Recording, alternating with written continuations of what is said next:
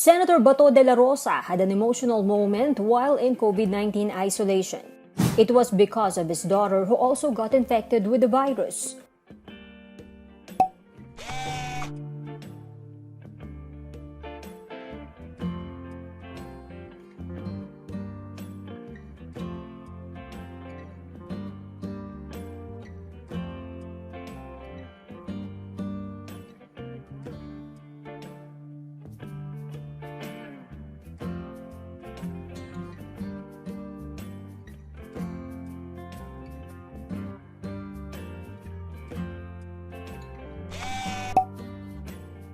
De la Rosa posted this photo showing his daughter leaving her door always open so she can check on him anytime.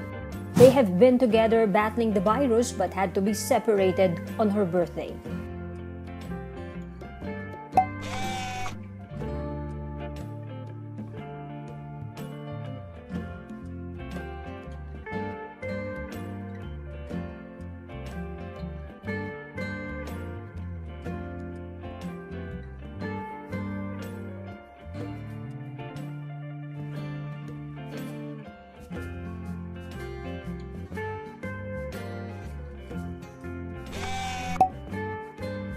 Alone in an undisclosed hospital, De La Rosa posted this photo wearing a Superman shirt.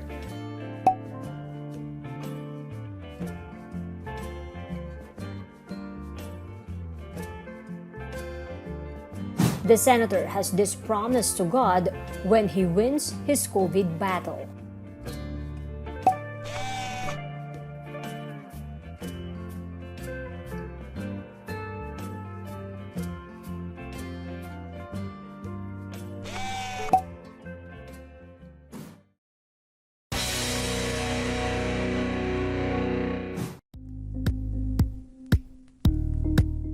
Thank you for watching Politiko TV. Please like and subscribe to our channel for more videos.